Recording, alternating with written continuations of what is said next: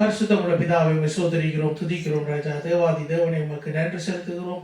சர்வ வல்லமுள்ள கர்த்தாவே, ஆண்டவரே உடைய வார்த்தைக்காக நாங்கள் ஜெபிக்கிறோம் ராஜா. ஆண்டவரே உடைய வார்த்தையை எங்களுக்கு பகிர்ந்து தருகிறதுக்காக நன்றி. ஆண்டவரே உடைய வார்த்தையில் இருக்க வல்லமை எங்களுடைய வாழ்க்கையிலே நாங்கள் அனுபவிக்கவும் கண்டுகொள்ளவும் நீர் கிருபை செய்யும்படியாக ஜெபிக்கிறேன். ஆண்டவரே எங்களுடைய கண்களை திறந்தருளும், எங்களுடைய இறுதிய கண்களை திறந்தருளும். ஆண்டவரே நாங்கள் மாம்சத்திலே நாங்கள் ஆண்டவரை உம்மை தேடாமல் ஆவியிலே உம்மை தேட, ஆவியிலே உம்மை தரிசிக்க நீர் கிருபை செய்யும்படியாக ஜெபிக்கிறேன் ராஜா. கர்த்தாவே உம்முடைய கரத்திலே எங்களை இதை கேட்டுக்கொண்டிருக்கிற ஒவ்வொருத்தரையும் ஆண்டவரை உடைய கரத்திலே ஒப்பு கொடுத்து ஜெபிக்கிறேன் ராஜா. ஆண்டவரை அவர்களோடு நீர் பேசும்படியாக ஜெபிக்கிறேன். ஆண்டவரை அவருடைய உள்ளத்திலே நீர் பேசும்படியாக ஜெபிக்கிறேன். நான் அல்ல, என்னுடைய சுயம் அல்ல, பரிசுத்த ஆவியானவரை நீர் கொடுக்கிற ஆண்டவரை இந்த வெளிப்படுத்தல் நிமித்தம் ஆண்டவரை அவர்கள் கர்த்தாவே உம்முடைய வார்த்தைகளை ஆண்டவரை உள்ளெடுத்துக் கொள்ள நீர் கிருபை செய்யும்படியாக ஜெபிக்கிறேன். இயேசுவின் நாமத்தில் ஜெபம் பண்ணி இருக்கிற பிதாவே, ஆமென், ஆமென், ஆமென். ஹல்லேலூயா, ஆமென். இந்த நேரத்தில் இன்றைய நாளும் நாங்கள் பார்க்க போகிற பகுதி, அதுக்கு முதலாக நாங்கள் ஒரு காரியத்தை நாங்கள் விளங்கிக் கொள்வோம். சபையிலே இல்லாட்டி பள்ளிக்கூடத்தில் ஏதேனும் பிள்ளைகள் படிக்கிற பிள்ளைகளுக்கு நான் சொல்லுறேன். இது ஒரு வாசித்த ஒரு புத்தகத்திலே கிடைத்த ஒரு இன்ஃபர்மேஷன். அதாவது மெசேஜ் கொடுக்குறவரும் ரிசீவ் பண்ணுற ஆக்களை குறித்து இதில் வருது. இதில் இருக்கிறது, இந்த மெசேஜ் கொடுக்குற ஆள் அவருக்கு நீங்கள் கவனம் செலுத்தி அவர்கிட்ட இருந்து நீங்கள் பெற்றுக்கொள்கிறீங்க. இதுக்கு 4 விதமாக, அதாவது 4 Modellன்னு சொல்லி Schulz und Thun, das ist das Buch Schulz und Thun. Das heißt, wenn ihr zur Schule geht auch, das ist wichtig, dass ihr diese 4 Modell immer wieder mal anwendet. In was für eine Ebene das gesprochen wird. அதாவது இந்த இடத்துல இருந்து மெசேஜ்களை நாங்கள் கேட்குறோம், ஆண்டவருடைய வார்த்தைகளை கேட்குறோம், அதை எப்படியாக நாங்கள் அதை ரிசீவ் பண்ணிக்கொள்கிறோம்னு சொல்லி கொஞ்சம் வித்தியாசமாக நாங்கள் இந்த இடத்துல நாங்கள் ஒரு 2 ஃபோலியோ நாங்கள் பார்க்கலாம். அதாவது இந்த இடத்துல இருந்து நாங்கள் என்னுடைய வாயிலிருந்து புறப்படுகிற வார்த்தைகள் என்னுடைய சுயம் அல்ல, அது கர்த்தருடைய ஆவியானவர்களால் கொடுக்கப்படுகிற அந்த வார்த்தைகள். அந்த வார்த்தைகளுக்கு நாங்கள் கவனத்தை செலுத்த வேண்டும். நான் தான் சொல்லுறேன், அதாவது ஆண்டவருடைய வசனம் ஒரு வடிவாக சொல்லுது, நீ மனுஷனை பார்க்காத ஆண்டவரை பாருன்னு. ஸோ மனுஷர்கள் புல விடுவாங்க, மனுஷர்கள் பாவத்தில் விடுவாங்க தான். ஆனாலும் ஆண்டவர் கொடுக்கிற வார்த்தைகளுக்கு நாங்கள் எத்தனை தடவை நாங்கள் வாசித்திருக்கிறோம். நாங்கள் வெளிப்படுத்தல நாங்கள் வாசிப்போமா இருந்தால், ஆவியானவர் சபைக்கு சொல்லுகிறதை காது உள்ளவன் கேட்க கடவன், அழகாக எழுதப்பட்டிருக்கிறது. அதே மாதிரி இந்த ஃபியோட, அதாவது 4 காதுகள் உள்ள மாதிரி நாங்கள் அதுகளை எடுத்துக்கொள்ள வேண்டும். அதே போல தான் இதில் சொல்லப்பட்டிருக்கிறது. This is of touch. நான் அதை தமிழில் மொழிபெயர்த்திருக்கிறேன், நான் சரியாக வந்திருக்கேன்னு பாருங்க. அதாவது உண்மையில் உள்ளடக்கம், சுய வெளிப்பாடு, உறவு மற்றும் முறையீடு, இப்படியான 4 விதமான நாங்கள் காரியத்தில் எங்களுடைய, அதாவது எங்களுக்கு கிடைக்கிற இன்ஃபர்மேஷனை நாங்கள் எடுத்துக்கொள்கிறோம். இதுக்கு எல்லாத்துக்கும் மேலாக 2 தீமோத்தேயு 3:16 வேத வார்த்தைகள் எல்லாம் தேவ ஆவியானவரால் அருளப்பட்டிருக்கிறது. தேவனுடைய மனுஷன் தேர்ந்தவராக, இப்ப எல்லாம் தேவனுடைய ஆவியானவர், அவ்வளவுதான். முதலாவது வேத வாக்கியங்கள் எல்லாம் தேவ ஆவியானவரால் அருளப்பட்டிருக்கிறது. இதை நாங்கள் மெயின் பண்ணிக்கொண்டு இந்த சிந்தனையோட நாங்கள் கேட்கிற மெசேஜ்களை நாங்கள் கேட்கணும். அதுக்கு பிறகு பவுலான அப்போஸ்தலர் பவுல் வடிவம் எழுதியிருக்கிறோம், எல்லாத்தையும் நாங்கள் வேதத்தோடு ஒப்பிட்டு பார்க்கணும். சரியா? அப்போ நாங்கள் சும்மா கேட்டுட்டு நாங்கள் போகிறதில்லை, நாங்கள் கேட்குற வார்த்தைகளை நாங்கள் ஆராய வேண்டியதாக இருக்கிறோம். அப்போஸ்தலர் பவுல் தான் எழுதியிருக்கிறார், உங்களுக்குள்ளே இருந்தால் கள்ள தீர்க்கதரிசிகள் எழுப்புவார்கள், புழையாத போதகங்கள் உங்களுக்குள்ளே இருந்தால், வெளியிலிருந்து வரப்போறதில்லை. உலகத்துக்குள்ளே இருந்து கிறிஸ்தவர்களுக்கு புழையான போதகங்கள் வரும், உங்களுக்குள்ளே இருந்து தான் வரப்போம். அப்போ நாங்கள் கண்ணும் கருத்துமா நாங்கள் வார்த்தைகளை நாங்கள் கேட்கறதுக்கு நாங்கள் எங்களை ஒப்பு கொடுக்க வேண்டும். அல்லேலூயா. நான் உங்களுக்கு இது ஒரு கதை காட்டுறேன், நடிகளுக்கு காட்ட மாட்டேன், நாங்கள் சிந்தனையில வச்சுக்கொள்ளணும்.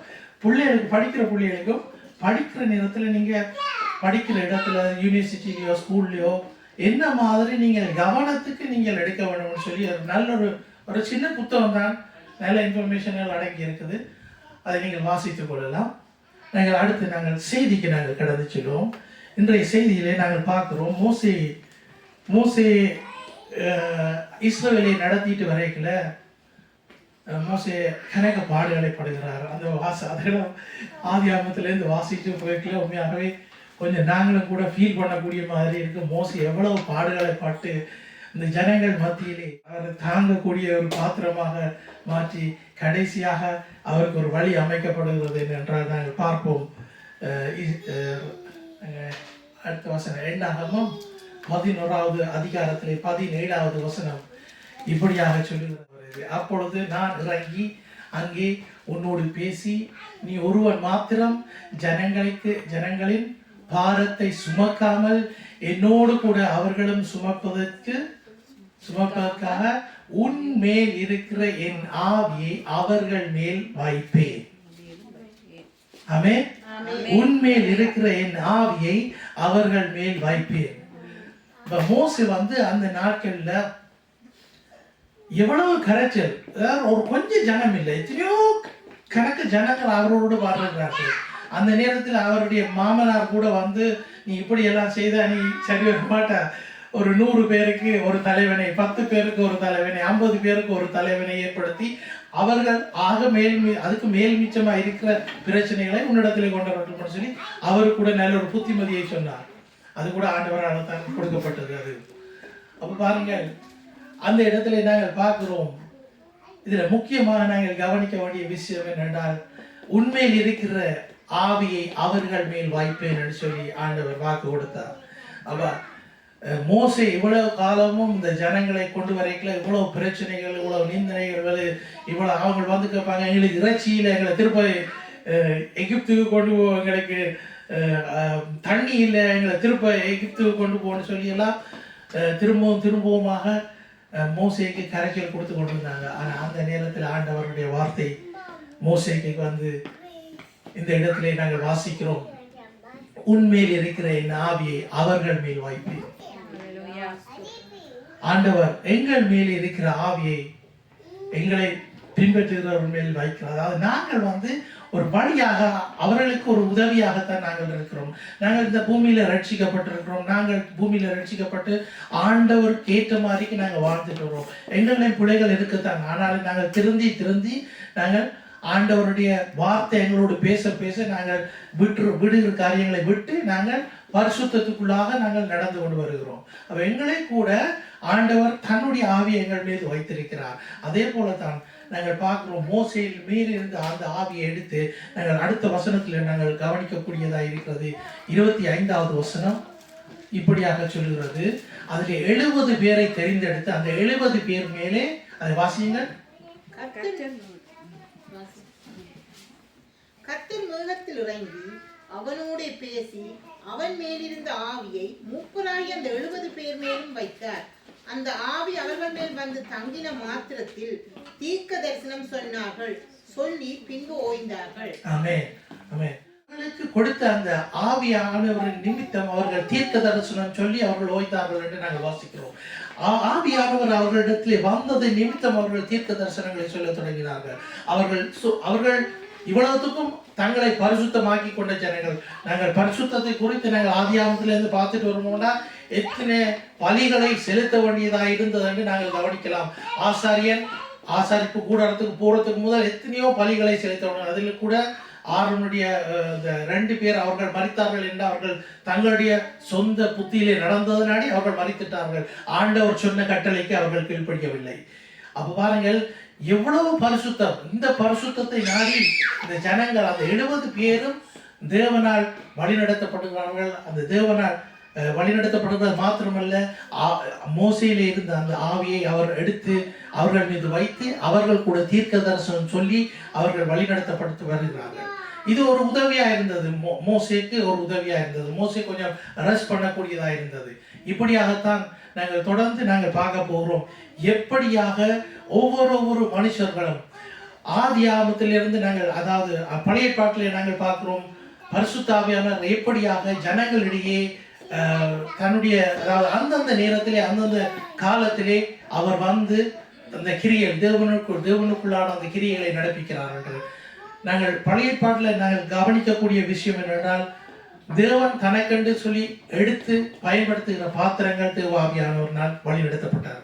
அதில் நாங்கள் இப்போ பார்க்குற மோசையை, அதே மாதிரி சில ராஜாக்கள், சில தேவனுடைய மனுஷர்கள், இப்படியாக ஆண்டவர் அதாவது அவனுடைய ஆவியானவர் எங்களுக்கு மேலே இருந்தால் தான் நாங்கள் நன்மைகளை செய்யக்கூடியதாக இருக்கிறோம். அதே மாதிரி தான் அந்தந்த காலத்திலே அவர் அந்தந்த நேரத்திலே தீர்க்கதரிசிகளையும் தேவனுடைய மனிதர்களையும் ராஜாக்களையும் அவர்கள் மீது ஆண்டவர் ஆவியானவர் அந்தந்த நேரத்திலே அந்தந்த காரியங்களை செய்யக்கூடியதாக இருக்கிறது. அடுத்த காரியத்திலே நாங்கள் பார்க்கிறோம், 24வது அதிகாரத்திலே நாங்கள் பீலியாமை குறித்து நாங்கள் வாசிக்கலாம். பீலியாம் அந்த இடத்திலே என்னத்துக்காக கூப்பிடப்படுகிறார்னா, அந்த இஸ்ரவேல் ஜனங்களை சபிக்கிறதுக்கு, சாபத்தை போடுகிறதுக்காக அந்த இஸ்ரவேலுக்கு எதிராக இருக்கிற ஒரு அரசன் அந்த இடத்திலே பீலியாமை கூப்பிட்டு பீலியாம் சாபத்தை போட வேண்டும் சொல்லி அவரை அந்த இடத்திலே அழைத்திருக்கிறார். Wir gucken in 24 über Biliam. Biliam ist dafür gerufen worden, weil die Israeliten so mächtig geworden sind. Da ist eine König aufgestanden, der hat gesagt, das geht nicht mehr so weiter, wir müssen dagegen was tun. Dann hatten die den Biliam beauftragt, über Israel Flüche zu sprechen. Flüche zu sprechen, hatten die den beauftragt. Aber der war auch ein Mann Gottes, die haben das irgendwie nicht gecheckt. Die haben gedacht, das geht immer. Aber der hat dreimal hat er angefangen, der ist zum Beten gegangen, der hat seine Opfergaben gebracht mit dem ganzen König, die haben 7 Altäre gebaut und dann haben die ganze Sündopfer da gebracht. Und dann fängt an, Biliam Segen zu sprechen über Israel. Und das hat der König nicht verstanden, der wollte das nicht haben. Auch beim 4. Mal das Gleiche passierte. Am Ende schickt er ihn weg, also der König schickt den Biliam weg und sagt, nein, das geht nicht mehr so weiter. Ich will, dass du Flüche sprichst, aber du segnest die immer wieder. Und da auch eine ganz bestimmte Sache, wo dieser Esel anfängt, mit Biliam zu sprechen. Und das ist auch so eine wichtige Sache. Also அந்த 24வது அதிகாரத்திலே நாங்கள் வாசிக்கக்கூடியதாக இருக்கிறது. நாங்கள் கணக்க வாசிக்கணும். முதல்ல நான் உங்களுக்கு அதை சுருக்கமாக சொல்கிறேன். பீலியாம் அந்த இடத்திலே கூப்பிடப்படுகிறார் இஸ்ரவேலுக்கு எதிராக சாபத்தை சொல்லுகிறதுக்காக. அந்த இடத்திலே அவர் அந்த கழுதையின் மீது அவர் போய்கொண்டிருக்கிற நேரம் அந்த கழுதைக்கு தெரியுது தேவதூதன் பட்டயத்தோடு நிற்கிறது. அதை கண்டு அது 3 தடவை விலக்கி வந்த இடத்துல 3 தடவும் அவர் கழுதைக்கு அடிக்கிறார். 4ஆம் தடவை அடிக்கல அந்த இடத்துல கழுதை வாயை திறந்து பேசுது, நீ என்னத்துக்கு எனக்கு அடிக்கிறார், இவ்வளவு காலம் நான் ஏற்றி கொண்டு தானே தீர்க்கிறேன்னு சொல்லி. அப்படி அது கூட பாருங்கள், இதுகளெல்லாம் ஈபனேட்டிவ் ஃபெயிலியர், அதாவது இதுகளெல்லாம் எங்களுடைய சிந்தனைக்கு அப்பாற்பட்ட காரியங்கள். இதுகள் உண்மையாகவே ஆவியானவர் கூட நடத்தப்படுகிற காரியங்கள். இதை நாங்கள் வாசிக்கிறோம், அறிகிறோம். அதேபடி நான் உங்களுக்கு முதல் பிரசங்கம் தொடங்கியக்கு முதல் தந்த அதாவது 4 காதுகள் அந்த முடலின்படி நாங்கள் அதை உள்வுக்கு எடுத்துக்கொள்வோம். இப்படியாகத்தான் அது கொடுக்கப்படுகிற நிமித்தம் 3 தரம் அவர் என்ன செய்கிறாருன்னா, அந்த அரசன் சொல்லுகிறார், ஒரு 7 என்னன்னு சொல்ற ஆல்டியாண்டா பலிபீடங்களை 7 பலிபீடங்களை அமைத்து அதில் பலிகளை அவர்கள் விட்டு அவர் ஒவ்வொரு தரமும் அவர் என்ன செய்கிறார், அவர் சாபத்தை இஸ்ரவேலுக்கு சொல்லவில்லை, ஆசீர்வாதத்தை சொல்கிறார். கடைசியா அந்த அரசனுக்கு இதுகளெல்லாம் கேட்டு அவருக்கு ஏலாம போயிட்டு அவர் பீலியாம அனுப்பி விடுறார், நீ போண்டு. பாருங்க, ஆண்டவர் கூட அந்த சாபத்தை சொல்ல வந்த அந்த பீலியாமுக்கு ஆண்டவர் அவருடைய வாயில வைத்தது ஆசீர்வாதத்தை. இதை நாங்க கனெக்ட் பண்ணி பார்ப்போம்டா. ஆபிரகாமுக்கு ஆண்டவர் கொடுத்தார், உன்னை ஆசீர்வதிக்கிறவர்களை நான் ஆசீர்வதிப்பேன், உன்னை சபிக்கிறவர்களை நான் சபிப்பேன். அப்ப பீலியாம் தேவனால் நடத்தப்பட்ட மனுஷன் என்றாலும் அந்த நேரத்துல அவருக்கு தெரியுது ஆண்டவர் கொடுக்கிற வார்த்தை தான் அவர் கொடுத்தார். ஆனால் இதுல கூட பீலியாமுக்கு நாங்கள் வாசிக்கிறோம் 2வது வசனத்தை பாருங்க. தன் கண்களை ஏறெடுத்து இஸ்ரவேல் கோத்திரங்களின் படியே வாசிங்க. தன் கண்களை ஏறெடுத்து இஸ்ரவேல் தன் கோத்திரங்களின் படியே பாளையம் இறங்கியிருக்கிறதை பார்த்தான், தேவாவி அவன் மேல் வந்தது. அவர் அந்த நேரத்தில் அதை பார்க்கிறார். அந்த நேரத்தில் தேவ ஆவியானவர் அவர் மேல் வந்து அந்த இடத்துல பாருங்கள், நாங்கள் பழைய பாட்டில் நாங்கள் வாசிச்சுட்டு போகிறோம். ஆசரிப்பு கூடாரம், இந்த ஆசரிப்பு கூடாரத்தின் மத்தியிலே ஆண்டவர் வாசம் செய்தார். அவருடைய அபிஷேகம் அந்த இடத்துல இருந்தது, அவருடைய பிரசன்னம் அந்த இடத்துல இருந்தது. ஆசரிப்பு கூடாரத்தையும் சுற்றிலும் 12 கோத்திரங்களை தங்களுடைய சேலத்தை போட்டிருந்தாங்க, தங்களுடைய கூடாரங்களை போட்டிருந்தாங்க. அப்ப அங்க அந்த இடத்துல இருக்கிறதான அந்த காரியம் நாங்கள் இப்ப எங்களுடைய வாழ்க்கையில நாங்கள் பார்ப்போமா இருந்தால், ஆண்டவர் சபை கூடி வருகிறவர்களுக்கு அந்த இடத்துல அவருடைய பிரசன்னம் இருக்கிறது, அவருடைய வழிநடத்தல் இருக்கிறது. அவர் இந்த இடத்திலே தன்னை காட்டிக் கொள்கிறார். அது மாத்திரமல்ல, அவருடைய வார்த்தை சொல்லுகிறது, 2-3 பேர் என்னுடைய நாமத்தினாலே எங்கு கூடுகிறார்களோ அவர்கள் மத்தியிலே நான் இருக்கிறேன். ஆண்டவருடைய விருப்பத்தின்படி, ஆண்டவருக்காக நாங்கள் கூடி வருகிற போது ஆண்டவர் எங்கள் மத்தியிலே வாசம் செய்கிறவராயிருக்கிறார். அதை நாங்கள் மறந்துவிடக்கூடாது. நாங்கள் ஒரு சிறு கூட்டமாக இருந்தாலும் தேவன் எங்கள் மத்தியிலே இருக்கிறார். தேவன் எங்கள் மத்தியில் இருந்து அவர் தன்னுடைய காரியங்களை எங்களோடு கூட செய்து வருகிறார். நாங்கள் ஆவியானவரை குறித்து நாங்கள் ஆதியாகமத்திலிருந்து நாங்கள் பார்த்துட்டு வருவோம் வேண்டாம். ஆதியாகமம் தொடக்கம் வெளிப்படுத்தல் மட்டும் ஒரு சிவப்பு கோடாக கோடு போட்டுப்பட்டு அது ஆவியானவர் தொடக்கத்தில் இருந்து முடிவு மட்டும் அப்படியே வந்து கொண்டே இருக்கிறார். ஆவியானவர் இல்லாமல் சபை அந்த எங்களுக்கு கொடுக்கப்பட்ட அந்த வார்த்தைகள் எல்லாம் ஒன்றுமே இல்லை. வெறும் பேப்பர்ல ஒரு எழுதப்பட்டிருக்கிற ஒரு சொற்களாத்தான் இருக்கு. நான் சொல்ற மாதிரி இந்த வெள்ளை பேப்பர்ல கருத்தை இங்கால எழுதின சொற்களாத்தான் இருக்கும். அதுல இருக்கிற வல்லமையை நாங்கள் எங்களுடைய வாயினாலே நாங்கள் அறிக்கை செய்கிறோம், எங்களுடைய இருதயத்திலே நாங்கள் எடுத்துக்கொள்கிறோம். அதன்படி எங்களுக்கு ஆவியானவருடைய அந்த அவரோடு வாழுகிறதான எக்ஸ்பீரியன்ஸ் எங்களுக்கு கிடைக்குது. அதிலே நாங்கள் வாழ்ந்து வரக்கூடியதாக இருக்கிறது. உண்மையாகவே தேவன் ஒவ்வொரு தன்னுடைய தேவ மனுஷர்களை எப்படியாக நாங்கள் பயன்படுத்தி வருகிறார்களை பார்க்கக்கூடியதாக இருக்குது. இப்போ நாங்கள் பிலியாமை பார்த்தோம். அடுத்தது நாங்கள் பார்க்க போகிறது சாமுவேலையும் சவுலையும் பார்ப்போம். சாமுவேலையும் சவுலையும் குறித்து 1 சாமுவேல் 10வது அதிகாரம் 6வது வசனத்தை நாங்கள் வாசிக்க கேட்போம்.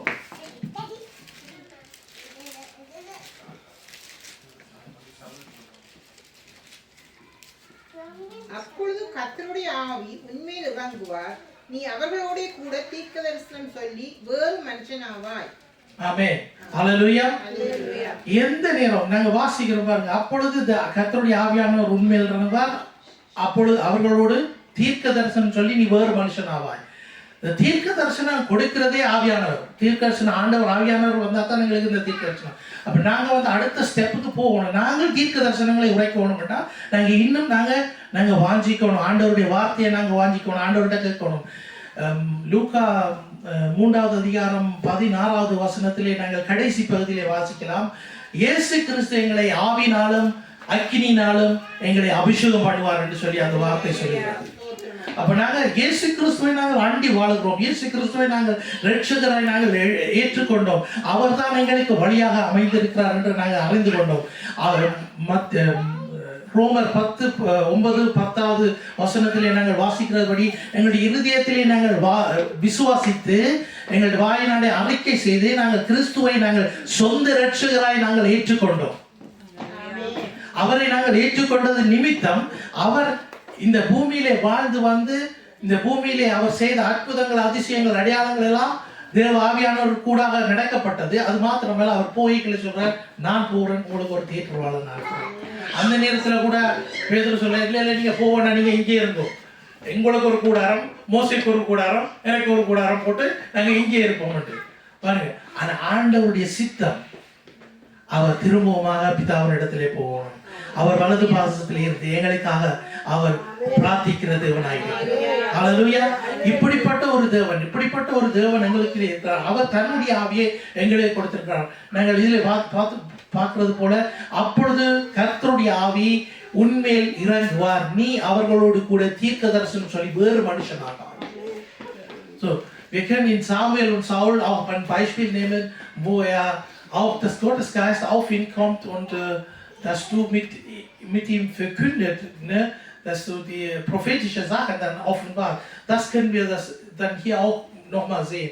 Das ist so wie eine rote Linie, geht das von Anfang bis Ende durch das heilige Wort, der Heilige Geist, wie eine rote Linie von Anfang bis Ende geht er durch. Wir müssen gucken, wirklich, diese Bibelverse, die wir angucken, das sind so eine Hilfestellung für uns. Wir haben jetzt mittendrin angefangen, wir haben bei Mose angefangen. Aber wenn wir ganz noch weiterhin vorgehen, dann finden wir das auch. Aber das ist jetzt nicht, wir haben jetzt heute zum Beispiel, wir fangen bei Mose an. Aber wir hören dann bei uns auf, wo der Geist Gottes in uns wird. Weil früher war das so, Emmanuel heißt Gott mit uns, der Christus, der in uns ist, das ist der Heilige Geist. Das ist der Punkt, das ist der Unterschied auch, wo wir dann anfangen, mit ihm ein Leben zu leben. Nicht einfach außerhalb in der Gemeinde. Wir können uns das nur so vorstellen. Ich bin in der Gemeinde, verhalte ich mich vernünftig. Wenn ich draußen bin, dann verhalte ich mich ganz normal, wie ich möchte. Nein, so sollten wir nicht sein. Ich war auch mal so.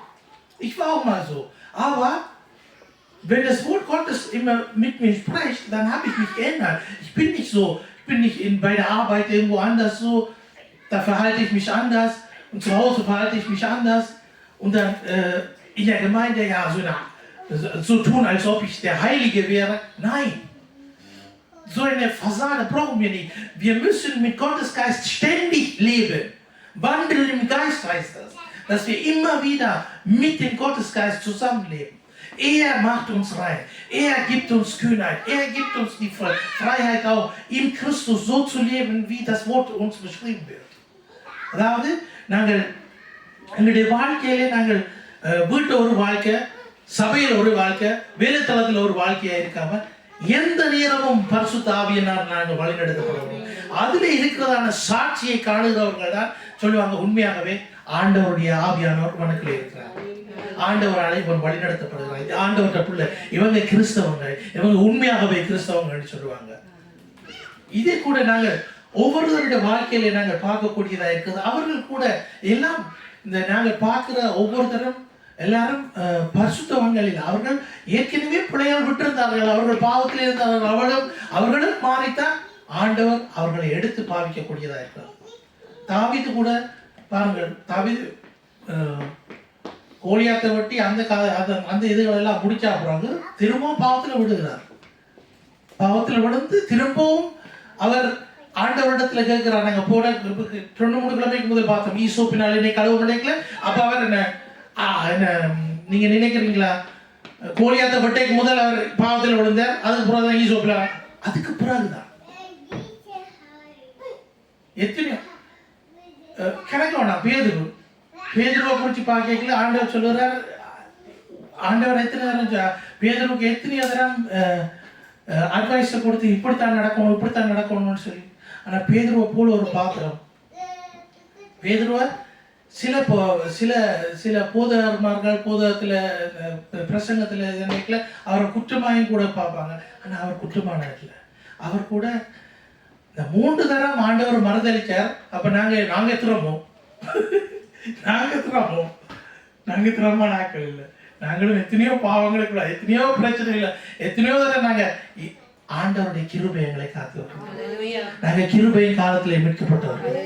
அவருடைய கிருபை எங்களுக்கு போதுமானதாக இருக்கிறது. இது நிமித்தம் தான் நாங்கள் இப்படியாக வாழ்கிறோம். ஆண்டவர் எந்த நேரம் நாங்கள் பாவத்தில் விழுந்தாலும் உடனே நாங்கள் ஆண்டவர்கிட்ட திரும்பி, ஆண்டவரை என்னை மன்னிக்கும். அதுக்காக திரும்ப பாவத்தை செய்து திரும்ப மன்னிப்பு கேட்கிறீங்கள. அவன் பாவம் செய்கிறோம், திரும்பவும் ஆண்டவர் இயேசு கிறிஸ்துவ சிலுவையில் அறையறான்னு சொல்லப்படுகிறது. அவருடைய இரத்தம் எங்களுக்கு அப்போது அவர் தன்னை தானே பாதியாக கொடுத்த எத்தனையோ வருஷங்களுக்கு முன்பாக அந்த இரத்தம் இப்பயும் உதவியாக இருக்கிறது எங்களுக்கு. ஆமென். நாங்கள் அடுத்த வார்த்தையை பார்ப்போம். சாமுவேலின் தாவீதை பார்ப்போம். 16-13. அப்பொழுது சாமுவேல் தைல கொம்பை எடுத்து அவனை அவன் சகோதரன் நடுவிலே அபிஷேகம் பண்ணினான். அந்நாள் முதற்கொண்டு கர்த்தருடைய ஆவியானவர் தாவீதின் மேல் வந்து இறங்கி இருந்தார். சாமுவேல் எழுந்து ராமாவுக்கு போய்விட்டார். ஆமென். பாருங்கள், தாவீத ஆண்டவர் அபிஷேகம் பண்ணுறதுக்கு இதுக்கு முதல் நடந்தது என்னென்றால், அவற்றை சகோதரன் எல்லாரையும் கூப்பிட்டு ஆண்டவர் சொல்றாரு இவர் இல்லை இவர் இல்லை இவர் இல்லை இவர் இல்லைன்னு கடைசியாக கேட்குற இதை விட வேறு யார் உனக்கு இருக்குதா ஏன் ஒரு ஆள் இருக்கிறார், அவர் ஆடு மேய்த்தி கொண்டு இருக்கிறார். ஏன்னா அந்த ஆடு மேய்த்து கொண்டு இருக்கிறார் அவர் வந்து அவரை கேர்லெஸ்ஸாக தான் விட்டுருக்கணும். அவ்வளோத்துக்கு கேர்லெஸ்ஸாக விட்டு அவர் இருக்கிறாருன்னு சொல்லி அவரை கூட்டிகிட்டு வரைக்கலாம் ஆண்டவர் சொல்லுறாரு இதுதான் தேவனுடைய மனுஷன், இவர் தான் தேவனுடைய மனுஷன். அவரை அபிஷேகம் பண்ணி அவருக்கு மேலே தேவ ஆவியானவர் வருகிறார் பாருங்க. அப்போ நாங்கள் பார்த்து கொண்டு போகிறோம் எல்லா மனுஷர்கள். நாங்கள் பார்த்து ஒரு சில தான் நாங்கள் பார்த்துட்டு போகிறோம். இதில் ஒவ்வொருத்தரையும் நாங்கள் பார்த்துட்டு போய்க்கல தேவ ஆவியானவர் வந்து இறங்குகிற அந்த பாத்திரங்கள் எப்படியாக மாற்றப்படுகிறது. நாங்கள் இவ்வளவு காலம் நாங்கள் பைபிள் வாசிக்கிறோம், இவ்வளவு காலம் நாங்கள் படிக்கிறோம், எத்தனையோ மெசேஜை கேட்டிருக்கிறோம். நாங்கள் கேட்ட மெசேஜ்களில் நாங்கள் இன்னும் கொஞ்சம் நாங்கள் ஆழமாக போய்க்கலாம். ஒவ்வொருத்தரையும் நாங்களும் படித்தவங்க தான் வருகிறோம், ஒவ்வொரு படியாக நாங்களும் வருகிறோம். இதில் முக்கியமாக எங்களுடைய கவனத்துக்கு நாங்கள் எடுத்துக்கொள்ள வேண்டியது என்னவென்றால் ஆவிக்குரிய ரீதியிலே நான் எங்கே நிற்கிறேன், என்னுடைய ஆவிக்குரிய ஜீவியம் எங்கே இருக்குது. நான் மெசேஜ்களை கேட்குறேன், வார்த்தைகளை விளங்கி கொள்கிறேன். ஆனால் என்னுடைய ஆவிக்குரிய ஜீவியத்தில் நான் எங்கே இருக்கிறேன்? விசுவாசிக்கிறவர்களால் நடக்கும் அடையாளங்களாக என் நாமத்தினாலே பிசாசுகளை துரத்துவார்கள். இது சொல்லப்பட்டது ஊழியக்காரர்களுக்கு இல்லை, இது ஊழியக்காரர்களுக்கு இல்லை. இது வந்து அவருடைய நாமத்தினாலே விசுவாசித்து நாங்கள் நடக்குவோம்னா எங்களுக்குள்ளாக இந்த காரியங்கள் நடக்கும். அல்லேலூயா. அடுத்த வசனத்தை நாங்கள் பார்ப்போம். ராஜாக்கள் 2:9. அவர்கள் அக்கறைப்பட்ட பின்பு எலியா எலிசாவை நோக்கி, நான் உன்னை விட்டு எடுத்துக்கொள்ளப்படும் முன்னே நான் உனக்கு செய்ய வேண்டியது என்ன கேள் என்றார். அதற்கு எலிசா, உம்மிடத்தில் உள்ள ஆவியின் பலம் எனக்கு இரட்டிப்பாய் கிடைக்கும்படி வேண்டுகிறேன் என்றார். ஆமென், ஆமென். பாருங்க, அவ எலியாவுக்கு விளங்கிட்டு தான் இந்த இடத்தை விட்டு போறேன், இந்த பூமியை விட்டு போறேன். அந்த இடத்துல அவர் கேட்கிற நேரம், எலிசா கிட்ட கேட்கிற நேரம், அதை விட இவர்கள் தனியாக 2 பேரும் இல்லை, இவர்களோட இன்னும் கொஞ்சம் தீர்க்க தரிசனம் சொல்ற ஊழியக்காரர்கள் இவர்களோடு இருந்தார்கள். அவர்கள் கூட எலிசாட்ட வந்து சொல்லுகிறார், உனக்கு தெரியுமா எலிசா உன்னை விட்டு பிரிய போறார். அவர் சொல்றார், சரி அது எனக்கு தெரியுமென்று அவர்களுக்கு அதை ஒரு புத்திமதி சொல்லி அது எனக்கு தெரியும் என்னுடைய இப்படி போறாருன்னு சொல்லி 2 தரம் நாங்கள் வாசிக்கக்கூடியதாக இருப்பது. அதில் கூட அப்போ அதில் கேட்குற எலிசா கேட்குறது என்னென்றால் அவர்களே இருக்கிறதான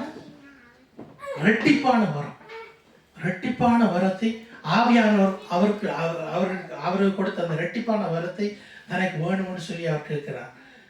இதிலும் கூட பாருங்கள், நாங்கள் கவனிக்கக்கூடியதாக இருப்பது எலியாக்கு மேலே இருந்த ஆவியானவர் எலிசாக்கு மேலே வருகிறார். நாங்கள் முதல் பார்த்தோம், மோசேக்கு மேலே இருந்த ஆவியானவர் எடுத்து அந்த 70 பேருக்கு மேலே வைக்கப்பட்டார்.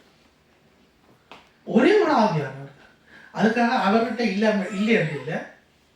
மோசேட்ட இருந்து எடுத்தவனும் மோசே ஆவியானவர் இல்லாமல் இல்லை, அவரும் ஆவியானவர் தான் வழி நடத்தினார். அந்த அபிஷேகம் அவர்கள் மீது நாங்கள் இன்றைக்கு நான் கருத்துக்கு அடுத்த ஒரு சங்கீதத்திலே கூட 113வது அதிகாரம் 3வது வசனம், எர்மோன் மேலும் சீயோன் பர்வதங்கள் மீதும் இறங்கும் பனிக்கும் ஒப்பாயிருக்கு, அங்கே கர்த்தர் என்றென்றைக்கும் ஆசீர்வாதத்தையும் ஜீவனையும் கட்டளையிடுகிறார். ஹல்லேலூயா. ஆவியானவர் எங்களுக்குள்ளே வர்றதுக்கு நாங்கள் எங்களை விட்டு கொடுக்கணும். நாங்கள் எங்களை விட்டு கொடுக்கணும்னா நாங்கள் வந்து எங்களுடைய முழு வாழ்க்கையும் மாம்சத்திலே எங்களுடைய கவனம் இருக்கிறோம். எங்களுடைய முழு இதுவும் எங்களுடைய மாம்சத்திலே இருக்கு. நாங்கள் மாம்சத்திலே தான் சிந்திக்கிறோம், மாம்சத்திலே தான் பைபிளை படிக்கிறோம். அது பைபிளை படித்து நாங்கள் விளங்கி கொள்றதுக்கு நாங்கள் கொஞ்சம் ட்ரை பண்ணுறோம். மெடிசின்ல சொல்ற மாதிரிக்கு 15% தான் எங்களுடைய மூளையை நாங்கள் பாவிக்கிறோம். இன்னும் கணக்கே இருக்கு. ஆனால் அந்த இன்னும் கணக்கே இருக்கு. நாங்கள் அதுக்குள்ள போவாம ஸ்பிரிச்சுவல் எங்களுடைய இது வந்து எங்களுடைய ஆவியானவருடைய சிந்தனைக்குள்ள ஆவிக்குள்ளாய் நாங்கள் ஆக வேண்டும். நாங்கள் ஆவிக்குள்ளாய் ஆகிறதை நடிக்கலாம், ஆனால் உண்மையாகவே ஆவிக்குள்ளாய் நாங்கள் ஆக வேண்டும்.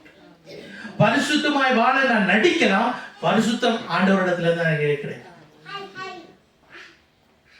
பரிசுத்தமாக வாழ்கிறதுக்கு நான் நடிக்கலாம், ஆனால் பரிசுத்தம் ஆண்டவரிடத்திலிருந்து தான் எனக்கு கிடைக்கும்.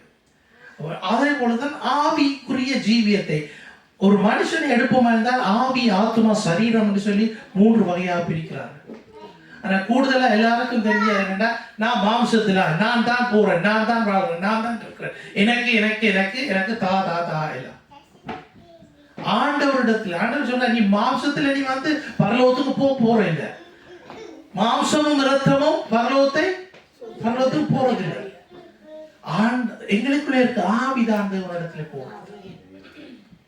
அப்ப நாங்க கேர் ஆஃப் சோல்னு சொல்லி ஒரு பாடம் நான் படிச்சோம் பைபிள் ஸ்கூல்ல படிக்கல. கேர் ஆஃப் சோல், ஆவியை குறித்ததான ஒரு பாடம். அதுல நாங்க எவ்வளவுக்கு ஆவிக்குரிய ரீதியில நாங்க எங்களுடைய ஆவியை நாங்கள் அசுத்தப்படுத்திக் கொள்ளலாம். மாம்சத்துக்குரிய காரியங்களை நாங்கள் வாஞ்சித்து நாங்கள் அதன்படி நாங்கள் வாழுகிற நிமித்தம் எங்களுடைய ஆவி வந்து சுத்தமாக இல்லை, அசுத்தமாக இருக்கிறது. ஆவியானவர் எங்களுக்கு எப்படியாக ஒரு வழியாக அமைக்கப்பட்டிருக்கிறார். அவருடைய வார்த்தைகளின்படியும் அவருடைய கட்டளைகளின்படியும் கற்பனைகளின்படியும் எங்களுடைய ஆவியை நாங்கள் காத்துக் கொள்வது. நாங்கள் எங்களுடைய கண்களினால் நாங்கள் பார்க்கிற சீரியலா இருக்கலாம், நாங்கள் காதுகளினால் கேட்கிற இந்த பெல்ட்ல, அதாவது இந்த உலகத்தில் இருக்கிற மியூசிக்கலா இருக்கலாம். இதுகளெல்லாம் எங்களுடைய ஆவியை அசுத்தப்படுத்துகிறது. அதுகளெல்லாம் எங்களுடைய ஆவியை அசுத்தப்படுது. நோமலாவே நாங்கள் ஒரு இடத்துக்கு போக மாட்டோம், ஒரு டிஸ்கோக்கோ இல்லாட்டி எங்கேயாவது போய் ஒரு மியூசிக்கை கேட்கல, ஆட்டோமேட்டிக்லி அந்த ரிதம் வந்து நாங்கள் கேட்க எங்களுக்கு நல்ல இனிமையா இருக்கும். அந்த இனிமையை எங்களுடைய தலையை எங்களை ஆடும், நாங்களும் ஆடுவோம். இது நோமலா நடக்கிற ஒரு காரியம். ஸோ இது நிமித்தம் இது நாங்கள் வீட்டை போனாலும் அந்த பாட்டு எங்களுக்கு ஞாபகத்துக்கு வரும். அந்த பாட்டை நாங்கள் வேற எங்கேயும் கேட்டாலும் எங்களுக்கு ஞாபகத்துக்கு வரும். ஆனால் நாங்கள் எங்களை பரிசுத்தமாக்கி கொள்ள வேண்டியது என்னவென்றால், தேவ ஆவியானவரினால் கொடுக்கப்படுகிற வார்த்தைகளின் நிமித்தம், ஆண்டவரை நாங்கள் துதிக்கிற பாடல்களின் நிமித்தம், அந்த நேரத்தில் எங்களுடைய மனதை திறந்து நாங்கள் பனி போல பெய்யும் பரிசுத்தரை என்று சொல்லி நாங்கள் படிக்கல. உண்மையாகவே ஆவியானவர் எங்களுக்குள்ளே வாசம் பண்ணுவோம். உணர்ந்து படிக்கல, நாங்கள் ஆண்டவரை உணர்ந்து படிக்கல, ஆண்டவருக்கு எங்களுடைய மனதை திற கேட்கல, எங்களுடைய இருதயத்தை திற கேட்கல. அவருடைய அபிஷேகம் எங்களை மூடிக்கொள்ளும். அந்த நேரத்தில் நாங்கள் ஆண்டவருடைய முகத்தை தேடுகிறவர்களாக இருப்போம். நாங்கள் கண்களை மூடி நாங்கள் கரங்களை உயர்த்தி தேவனிடத்தில் நாங்கள் ஆராதிக்கிற நேரம் ஆண்டவர் எங்கள் மத்தியிலே வாசம் செய்கிறவராக இருப்பார். இதைத்தான் நாங்கள் ஆசரிப்பு கூடாரத்துக்கு நாங்கள் அதே ஒரு சேம் ஒரு பிக்சரை நாங்கள் பார்க்கக்கூடிய இருக்கிறது. அவர்கள் மத்தியிலே வாசம் பண்ணினார்.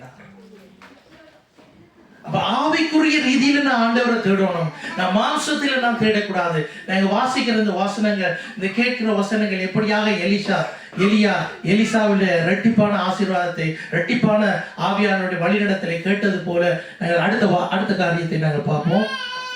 எலிசாவும் திருப்பமாக 2வது அதிகாரம் 15வது வசனத்துல,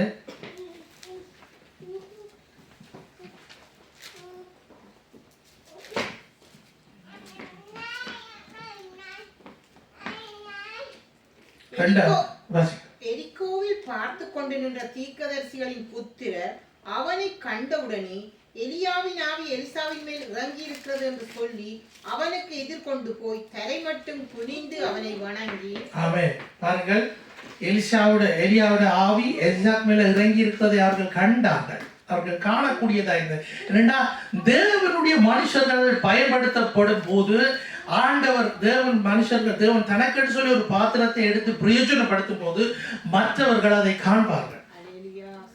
அவர்கள் தங்களுடைய மாம்ச கண்களால் கூட காணக்கூடியதாக இருக்கும்.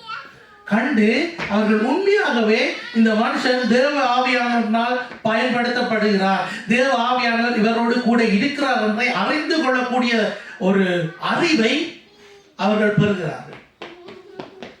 அதில் அவர்கள் செய்யறது அந்த மனுஷனை அவர்கள் தேவனுக்கு மகிமையை கொடுக்கிறது.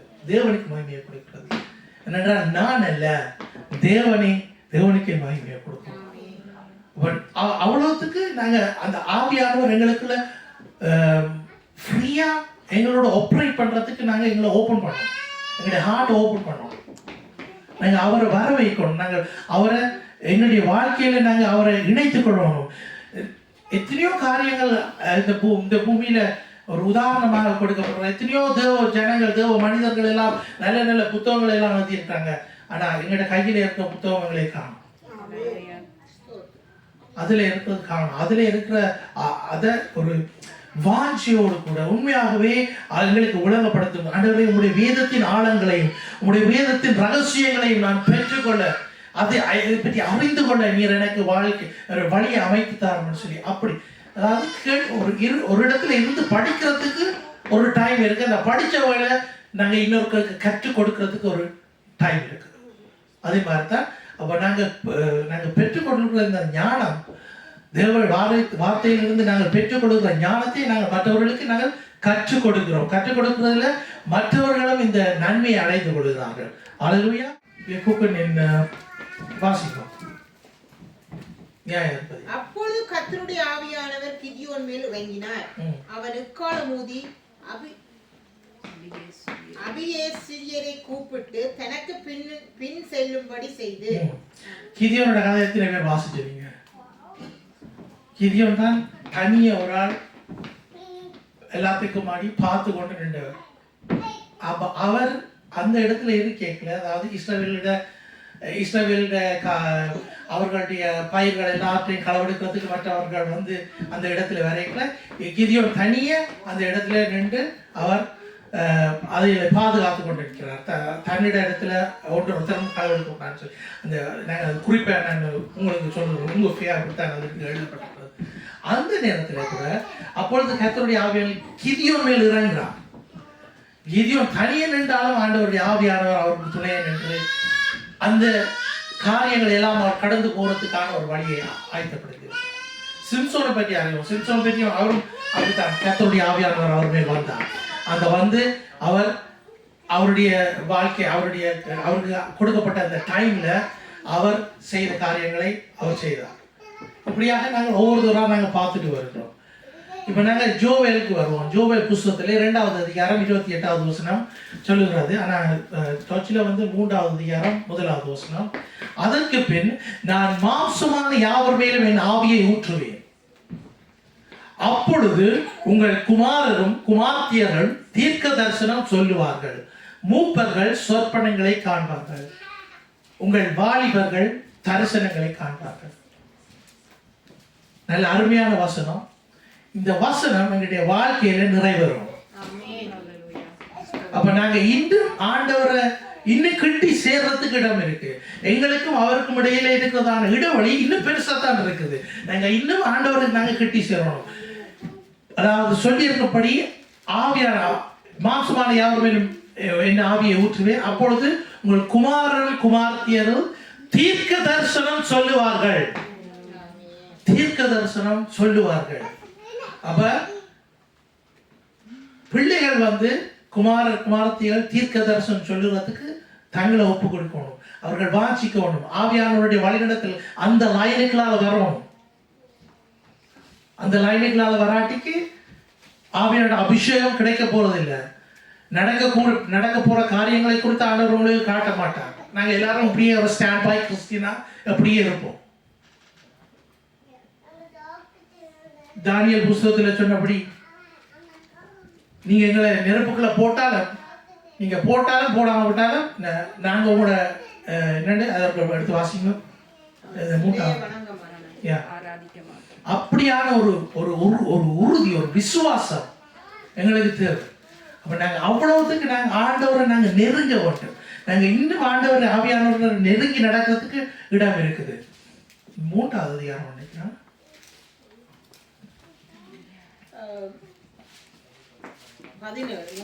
3:17. நாங்கள் ஆராதிக்கிற எங்கள் தேவன் எங்களை தப்புவிக்க வல்லவராயிருக்கிறார். அவர் எரிகிற அக்கினி சூளைக்கும் ராஜாவாகிய உம்முடைய கைக்கும் நீங்களாக்கி விடுவிப்பார். ராஜாவாகிய உம்முடைய கைகளுக்கும் நீங்களாக்கி எங்களை விடுவிப்பார். ஆமென். அப்ப பாருங்க எவ்வளவு ஒரு உறுதியோட. அதுக்கு பிறகு வருது, விடுவிக்காமல் போவிட்டாலும் பரவாயில்லை, நாங்க உங்களோட ஸ்லேவ், நாங்க வணங்க மாட்டோம். இப்படியான ஒரு உறுதி. அப்ப நாங்க எங்களுடைய இடத்துல நாங்க என்ன செய்யறோம்னா, நாங்க இந்த ஆவியானவருக்கு நாங்க இன்னும் ஸ்பேஸை கொடுக்க வேண்டியதா இருக்கு. எங்களுடைய இடத்துல, எங்களுடைய வாழ்க்கையில இன்னும் அவருக்கு நாங்கள் இடத்தை கொடுக்க வேண்டியதா இருக்கு. எங்களுடைய வாழ்க்கையில ஒவ்வொரு ஒரு பாதுகள் இருக்கு. நாங்கள் வளர்ந்து வரைக்கும் நான் உங்களுக்கு ஏற்கனவே நான் கொஞ்ச நாளைக்கு முதல் சொல்லியிருந்தேன், எங்களுடைய கண்கள் பரிசுத்தமாக்கப்படணும், எங்களுடைய வாய் பரிசுத்தமாக்கப்படணும், எங்களுடைய செய்கையிலே பரிசுத்தம் காணப்படும். இதுக்கெல்லாம் நாங்கள் என்ன செய்யறோம்னா பரிசுத்த ஆவியானவருக்கு நாங்கள் இடத்தை கொடுக்கிறோம். ஸோ இதிலும் பார்க்க ஒரு வாஞ்சை உருவாக வேண்டும் எங்களுக்கு.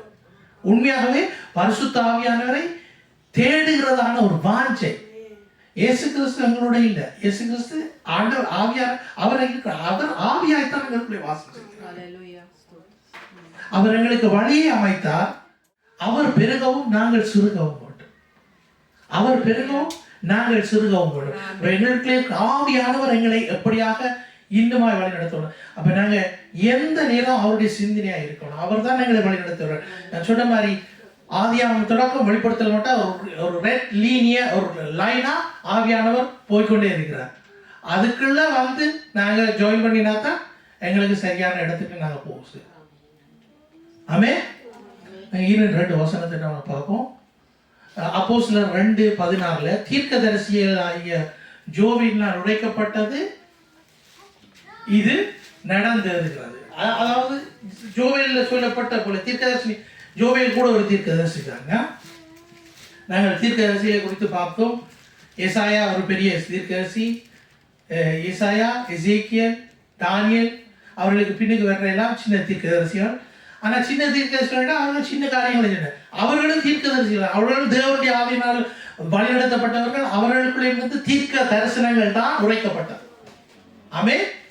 அப்படி உரைக்கப்பட்ட அந்த தீர்க்க தரிசனத்திலே தான் அந்தந்த காலத்திலே அந்தந்த ஜனங்கள் வாழ்ந்து வரக்கூடிய. இப்ப பாருங்க, இயேசு கிறிஸ்து எப்படியாக இதுல சொல்லியிருக்காண்டு யோவான் 6வது அதிகாரம் 39வது வசனத்தை நாங்கள் பார்ப்போம்.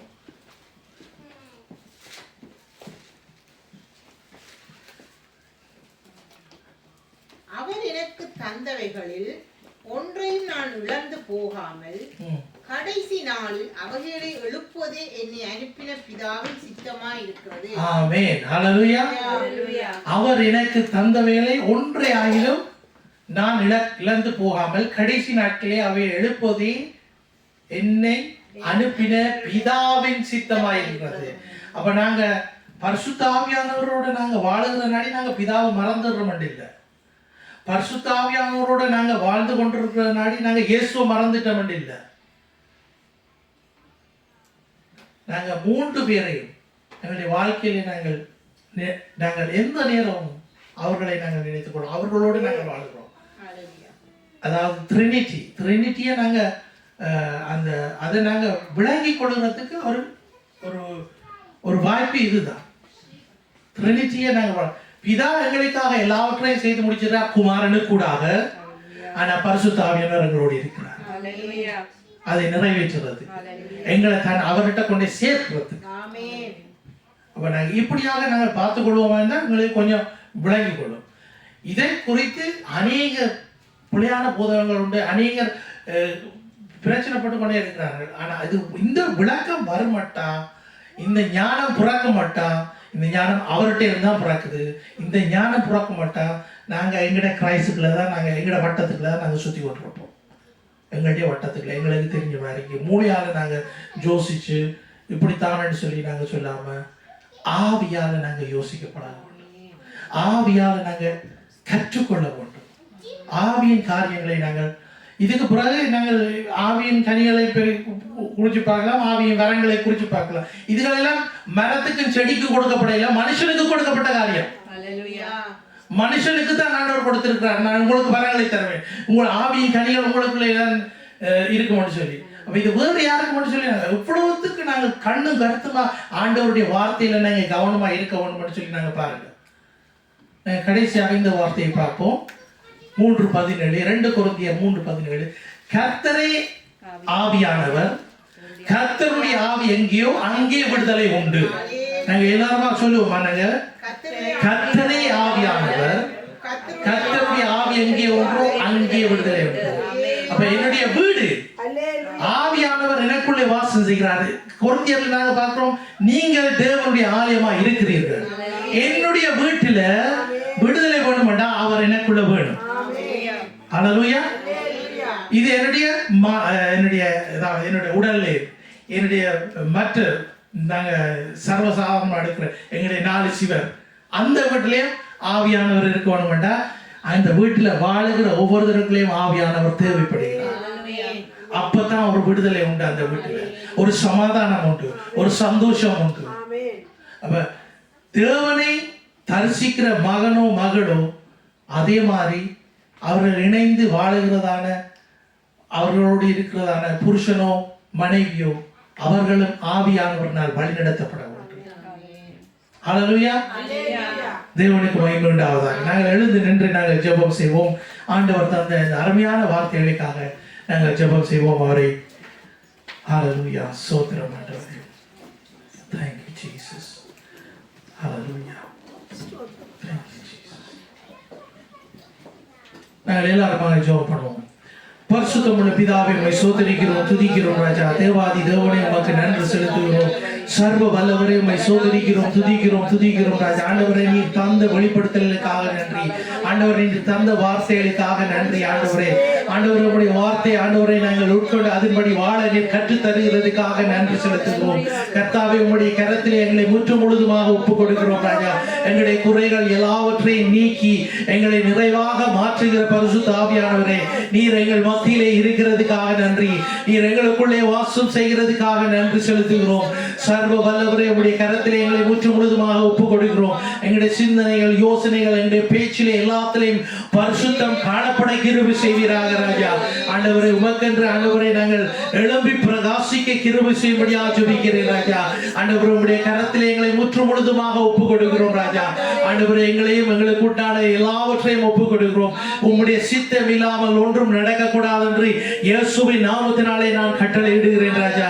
கர்த்தாவே, உம்முடைய ஆவியானவரால் நாங்கள் நிரப்பப்படவும், தீர்க்க தரிசனங்களை சொல்லவும், சொப்பனங்களை காணவும் ராஜா நீங்க கிருபை செய்யும்படியாக ஜெபிக்கிறோம் ராஜா. ஆண்டவரே, உம்முடைய ராஜ்யத்தை கட்ட நீர் எங்களை தகுதிப்படுத்தும்படியாக ஜெபிக்கிறோம். ஆண்டவரே, எங்களை பயன்படுத்தும் ராஜா. ஆண்டவரே, இந்த சபையிலே ஆண்டவரே உம்மை ஆண்டவரே கர்த்தாவே ஜனங்கள் ஓடி வந்து ராஜா ஆண்டவரே இந்த இடத்திலே ஆண்டவரே உம்மை தரிசிக்க கிருபை செய்யும்படியாக ஜெபிக்கிறோம். அற்புத அதிசய அடையாளங்கள் இந்த சபையிலே நடக்கிறதுக்காக நன்றி. ஆண்டவரே, நீ விசுவாசித்தால் தேவனுடைய மகிமையை காண்பாய் என்று சொன்ன பிரகாரம் ஆண்டவரே நீர் தாமே ஆண்டவரே இந்த இடத்திலே ராஜா கர்த்தாவே நீர் தந்திருக்கிற விசுவாசிகளுக்காக நன்றி செலுத்துகிறோம். ஆண்டவரே, இந்த வார்த்தைகளை கேட்ட ஒவ்வொரு உள்ளங்களையும் நீர் தாமே பலப்படுத்தும்படியாக ஜெபிக்கிறோம். ஆண்டவரே, அவர்கள் உமக்கென்று எழும்பி பிரகாசிக்க கிருபை செய்யும்படியாக ஜெபிக்கிறோம். ஆண்டவரே, இந்த ஆசீர்வாதங்களுக்கு தடையாய் இருக்கிறதான சகலவித சத்துருவின் திட்டங்களையும் இயேசுவின் நாமத்தினாலே நான் உடைக்கிறேன் ராஜா. இயேசுவின் நாமத்தினாலே நான் உடைக்கிறேன். ஆண்டவரே, உம்முடைய கரத்திலே எல்லாவற்றையும் ஒப்புக் கொடுத்து நாசரேனாகிய இயேசுவின் நாமத்தினாலே ஜெபம் பண்ணி நிற்கிறேன் பிதாவே. ஆமென், ஆமென், ஆமென். இந்த நேரத்திலும் பிள்ளைகளுக்காக நாங்கள் ஜெபம் பண்ணுவோம். பிள்ளைகளுக்காக ஜெபம் பண்ணி அவர்களை தேவனுடைய கரத்திலே ஒப்புக் கொடுப்போம். அவர்களும்